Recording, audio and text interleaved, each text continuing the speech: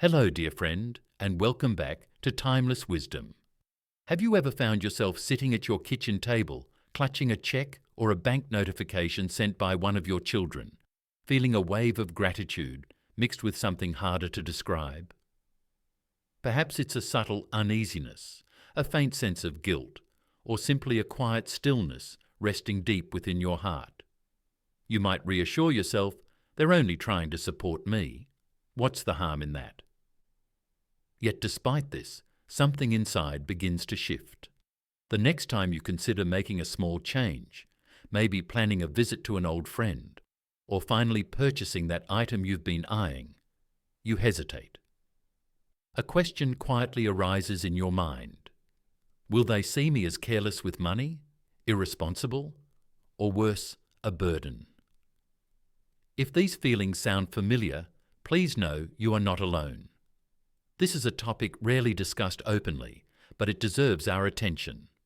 Because as we move through life and age gracefully, the dynamics between us and our children naturally evolve. How we choose to navigate these changes greatly influences whether we grow older with dignity and peace, or with quiet frustration and regret. Today, I want to talk to you about something that might challenge you, maybe even upset you at first, but I promise it comes from a place of deep respect. It's the idea that accepting money from your adult, married children might not be the act of love you think it is. In fact, it could be the one thing standing in the way of your peace of mind, your dignity, and your freedom. This isn't about pride, it's about something deeper. It's about preserving the essence of who you are, the strong, capable, wise soul who raised a family and has every right to stand tall. When you begin depending on money that isn't your own, even if it comes with smiles and kindness, a shift occurs, slowly, almost invisibly. The balance in your relationship starts to tilt. Let's start with something that's hard to admit. When you accept money from your children, even with good intentions, you begin to lose a little of your freedom. You don't notice it right away. At first, it's a relief, one less thing to worry about. But then comes the hesitation. You start to think twice before speaking your mind. You soften your opinions. You avoid topics that might cause tension. And gradually, your words lose their edge. Your choices lose their spark. And you find yourself shrinking. Not in body, but in spirit. A friend of mine, Margaret, told me her story once. She was a retired school teacher who had raised 2 children on her own after her husband passed. One of them, her son, sent her money every month just to help out Mum. He said at first she felt cared for, but over time something shifted. She wanted to move into a smaller apartment, closer to a community centre she liked, but she hesitated. "What if he doesn't think it's necessary?" she asked me. "What if he thinks I'm using his money the wrong way?" And that was the moment it hit her. She wasn't poor, but she wasn't free either. Her life had become a quiet negotiation with invisible strings. Margaret eventually made a bold choice. She gave up the monthly help, started renting out her spare room, sold a few of the watercolour paintings she'd made over the years. No, she didn't become wealthy, but she started sleeping better because she had taken back something money couldn't buy her: self-respect. Here's something philosophy teaches us. Your inner world must remain under your control, even if your body is under someone else's control. Your soul must never be. So ask yourself, what good is financial relief if it costs you your voice, your independence, that subtle but vital ability to say what you think without second guessing? Think of it like this. If your home is your castle, your mind is the throne room. And when someone else holds the keys, no matter how loving they are, you're no longer fully in charge. Now let me share another truth that can be even harder to face. When you accept money from your children, you may unintentionally place them in a role they weren't meant to carry. You shift the natural order of the relationship. The parent becomes the dependent, and that weight over time can bend even the strongest of bonds. Your son or daughter may not say it. In fact, they'll likely insist they're happy to help. But beneath the surface, there's often a quiet pressure, an emotional weight they carry, because now they're not just managing their own life, their partner, their kids, their job. They're also responsible for you. And if that dynamic continues unchecked, it creates tension. Not the loud, obvious kind, the silent kind that eats away at connection from the inside out. Walter, a 72-year-old retired electrician I once spoke with, wrote to me and said this: "What hurts most isn't the money. It's feeling like I have to ask permission to live in my own house." His daughter and son-in-law helped pay some of his bills, and slowly they started influencing his decisions. Whether he could have guests over, what furniture he could move, when he could upgrade his phone. It was never cruel, but it was constant, and over time it chipped away at him. That's the danger we rarely speak about. Not the danger of poverty, but the danger of losing your place in your own life. It doesn't have to be this way, and choosing another path doesn't mean you reject your children's love. It means you protect it. Because real love isn't built on obligation. It's not maintained through monthly transfers. It's nurtured through mutual respect and healthy boundaries. And when your children see you choosing to live within your means, to solve problems creatively, to carry yourself with pride, they respect you more, not less. They feel lighter, freer and closer to you, not out of duty, but out of admiration. Well, they can afford it, or I've done enough for them already. Let me offer a gentle perspective. Yes, you gave your all. Yes, you've earned rest. But rest doesn't mean resignation. And what your children need now, more than another bill to pay, is an example of what it looks like to grow older with grace, courage, and strength. They need to see that their mum or dad still has the spark to keep going, still has value to share, still has the wisdom to lead. Not by controlling, not by leaning, but by standing tall. There's so much more I want to share with you, because this conversation isn't about criticism, it's about empowerment. And if any part of you feels a tug, a little voice inside whispering, maybe it's time to change, I hope you'll stay with me. You're not alone, and there's so much you can still reclaim. Let me ask you something. When was the last time you made a decision just for yourself, without asking, checking, or worrying about what someone else might think? I'm not talking about anything grand. I mean something simple. Choosing where to go, what to buy, what time to go to sleep, what to say if you're hesitating. It may be because you've already handed over a little more control than you realized. You see, financial dependence doesn't start in your wallet, it starts in your mind. It begins the moment you start adjusting your behavior to maintain someone's support. And the longer that goes on, the easier it is to forget who you were before. What begins as gratitude turns into caution. You speak a little softer. You wait to see how they'll react. You avoid topics that might cause tension.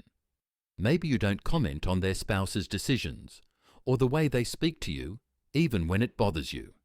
You bottle it up, you smile when you're uncomfortable, and little by little, your dignity fades into the background.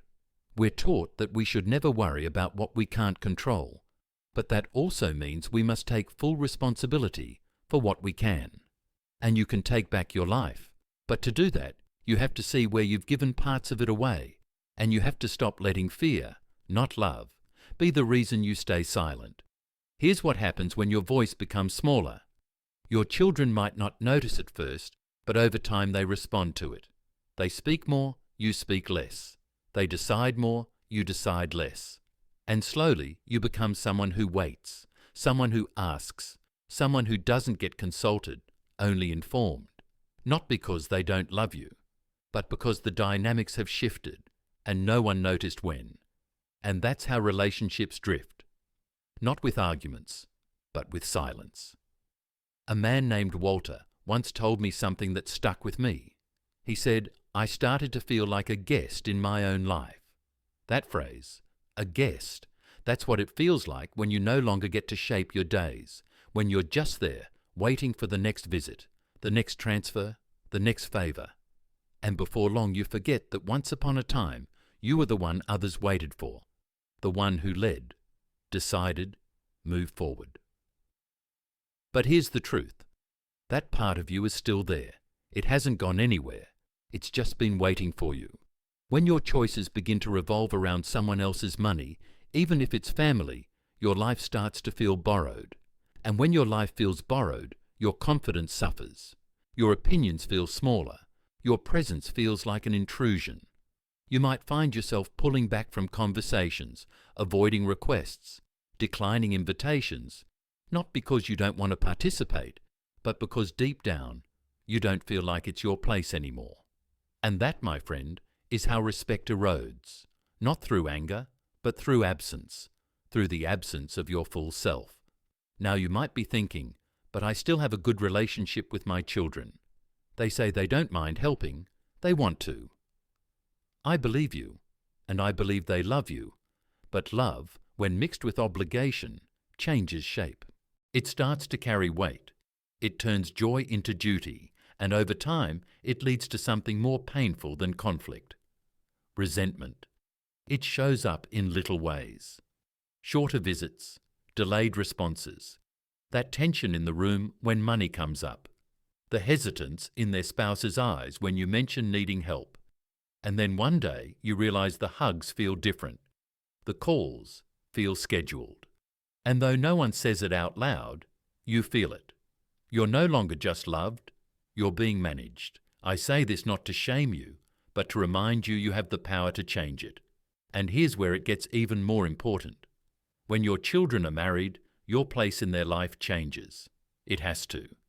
They now have another person whose needs, opinions, and well-being take equal priority. When you accept ongoing help, especially financial, you may not realize it, but you start to occupy a space that belongs to both of them, not just your child. And even if your child never complains, their partner may feel the shift, and that can turn into quiet conflict that you're not even aware of. Little by little, they might feel like their choices are under scrutiny, that you're influencing from behind the curtain, simply because your presence, supported by their finances, gives you a stake in their household. Maybe they start arguing more. Maybe decisions take longer. Maybe they pull back just a little. Each time you get too close. And that's not what you want. You're not trying to cause trouble, you're just trying to stay connected. But the connection has to be balanced, and balance requires boundaries. You raised them so they could stand on their own. Now it's time to let them raise their own families without feeling divided. And that means stepping back, not out of rejection, but out of wisdom. This is what it means to live in accordance with nature, and nature, my friend, tells us that every season has its place. As we grow older, we don't lose importance. We shift into a new kind of strength, one that leads not by command, but by quiet example, by presence, not pressure, by being rooted, not needy. Think of yourself like an old tree. You may not grow as fast as you once did, but your roots run deep. You offer shade, shelter, and fruit. And when others come to rest under your branches, they do so because of who you are, not what you ask for. That's what your children need from you now. Not your neediness, your strength. Not your financial requests, your clarity. Not your dependency, your wisdom. You don't have to be wealthy. You just need to reclaim what's already inside you. A spirit that's lived, endured, grown, and can still guide, not through money, but through meaning. It's not too late to make that shift. It starts small. Maybe it's cutting one small expense. Maybe it's selling something you haven't touched in years. Maybe it's offering your time, your skills, your experience to someone in the community, not for money, but for pride, for purpose. You don't need to prove anything, but you do need to remember who you are, because once you start showing up fully again in your life, your choices, your words, you'll notice something remarkable. Your children will breathe easier, your conversations will feel lighter, and you'll both feel something that's been missing for a while. Mutual respect, not pity, not guilt, respect. And that, more than any check, is the greatest gift you can give or receive. There's something incredibly powerful that happens when you begin living on your own terms again. You stop looking outward for validation and start looking inward for direction. You rediscover that quiet strength you always had, the one that carried you through your toughest years, the one that built a family, faced loss, handled uncertainty, and kept going. But here's the hard truth. If you continue accepting help you no longer truly need, you're slowly building your identity around dependence. And the longer you do that, the harder it becomes to untangle who you are from what others give you. That's not living, it's waiting. And you were never meant to wait out your life. Dignity doesn't just come from being self-sufficient. It comes from knowing deep down that you own your choices, that you can make decisions without asking for permission, that your days are not built around someone else's generosity, but around your own sense of purpose. Think of it this way. Every time you pause before making a simple purchase, wondering if your child would approve, that's not financial caution. That's a silent transaction where you trade autonomy for approval, and those trades over time leave you feeling small, uncertain, and less alive. That's not how aging should feel. Aging, when done with courage, should feel like refinement, like stepping into your final decades with grace, not walking on eggshells. A woman once told me, "I feel like the version of me I used to be is standing just outside the room, waiting to be let back in." She said this after admitting she hadn't made a major decision in over a year, without checking with her son first. He paid for her utilities, sent grocery money each month, and told her he was happy to help. But she wasn't happy. Not really, because what she'd lost wasn't money, it was her right to lead her own life. And that loss, it's what quietly eats away at so many people's joy in later life. Not illness, not loneliness, but the subtle erosion of control, the slow fade of relevance. It doesn't have to be this way, and I know it's not easy, I know it's scary, but when you choose to reclaim your place in your own story, you give a gift not just to yourself, but to your family. You show your children, without saying a word, that you still have something to offer, not just something to need. There's also a deeper layer here we haven't touched yet, one that reminds us to face things with honesty. When you remain dependent, even in small ways, you risk confusing love with obligation. This is a painful thing to say, but it must be said. Sometimes what you interpret as love, the regular visits, the check-ins, the financial support, isn't love anymore, it's duty. It's something done out of a sense of responsibility or guilt or social expectation. And when that happens, the relationship changes. It becomes a contract instead of a connection. You'll notice it not in what they say, but in how they say it, in the pauses, in the sighs, in the delay between your message and their reply. And it hurts because you want their time and care to come from the heart, not from an invisible schedule or family obligation. We're taught that anything done without freedom is empty, and that includes love. True love comes with joy, not pressure, with laughter, not tight smiles. When you constantly accept help without questioning whether it's necessary, you may unintentionally feed the narrative that you are a responsibility to be managed, not a person to be cherished. And that can't be fixed with a kind word or a polite gesture. It can only be restored through action, through pulling back, reassessing, and asking yourself with absolute honesty, am I receiving more than I need?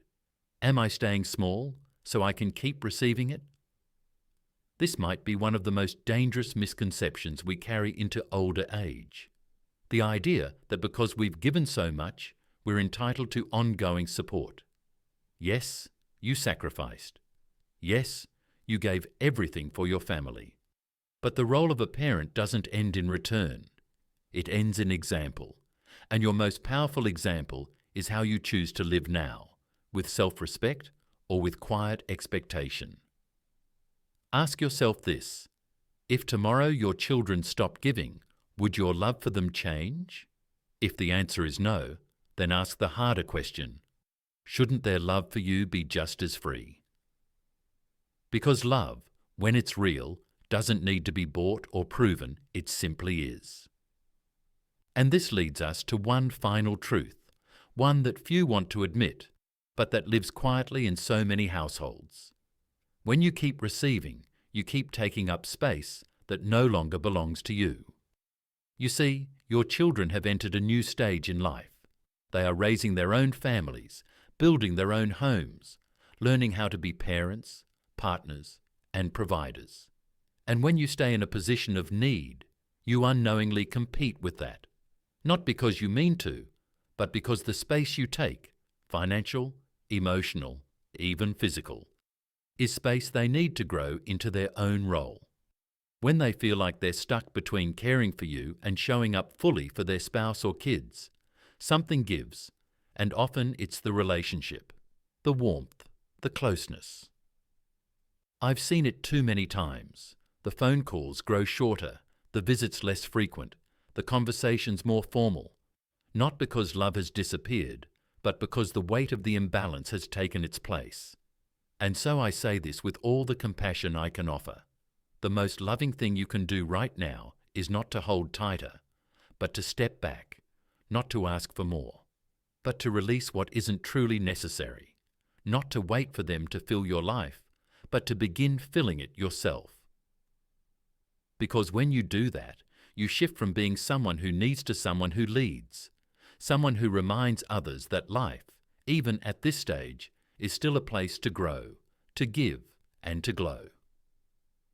You don't have to do it perfectly, you just have to start one honest question at a time, one clear boundary, one step toward independence, not for pride, for peace. There comes a moment in every person's life when you have to ask the hardest question of all. Have I been holding on to a role that no longer belongs to me? Not because you're weak or incapable or wrong, but simply because life has changed, and you haven't fully changed with it. It's understandable. For decades, you were the center of your family, the one who fixed problems, who made sacrifices, who got up early and stayed up late, so your children could grow strong. You were the constant, and now that role has shifted. But what often keeps us stuck isn't the change itself. It's the refusal to let go of what once made us feel needed, valued, and loved. When we keep accepting money from our children, even in small ways, we cling to a version of ourselves that felt central, essential, even if the present reality no longer supports that role. And when we do that, we stop moving forward. We settle. We justify our dependence with thoughts like, "It's no big deal," or "They want to help," or "This is how we stay close."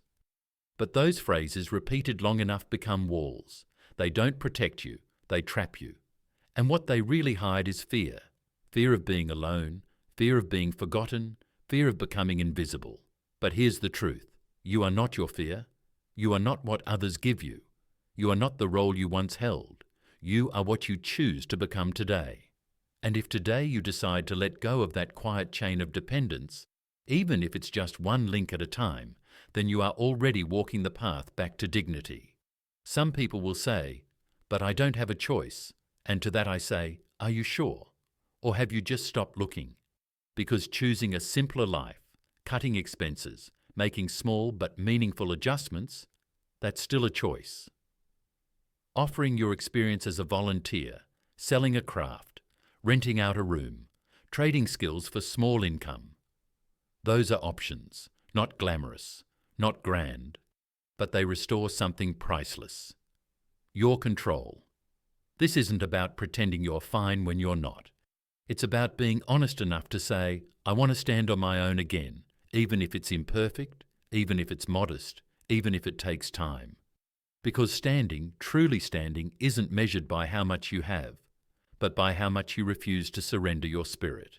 And your children, what they need now, more than ever, is not your dependence, but your example. They need to see what it looks like to age without bitterness, to grow older without clinging, to stay relevant, not by demanding space, but by embodying grace. When they see you living with clarity and quiet strength, You give them a vision of the future that doesn't scare them. You lift the pressure they didn't know they were carrying. You allow their love to breathe again, and love, when it's freed from guilt and duty, flourishes. This may be the moment you've been avoiding, the decision that's been circling your thoughts for months or years, but that you haven't dared to face head on. If so, let me say this clearly. The time is now, not next week, not when the next transfer comes, not when they bring it up first. Now, because every day you continue this pattern, you reinforce a dynamic that benefits no one. You drift further from your power, and they drift further from seeing you as the strong, grounded parent they once knew. You still have time to turn it around, not perfectly, but truthfully. Look in the mirror tonight and ask, what am I still asking for that I could learn to give myself again? Maybe it's not money, maybe it's confidence, maybe it's purpose. Whatever it is, begin there. The path isn't about denying pain or pretending life is easy. It's about facing life with open eyes and calm strength. And now, at this stage of your life, it is more vital than ever that you take up that mantle. Show your family what it looks like to live without excuses. Show them what courage looks like at 60, 70, 80. Show them that the truest kind of legacy isn't wealth. It's the memory of a parent who didn't wait to be rescued, who didn't fade into the background, who stood even when it was hard, who chose self-respect over comfort. You may not change everything overnight, but you can start. You can begin. And with every step you take back toward your own strength, something else happens too. You become the root again, the one who grounds the family, not by holding on, but by letting go. That's the paradox. When you stop needing to be at the center, your influence quietly grows. When you stop leaning, others lean in. And when you stop accepting help you don't truly need, you give your children the space to become who they were meant to be. Strong, clear, independent, just like you once were. Remember, every journey begins with a single step, and every moment holds the power to change your story.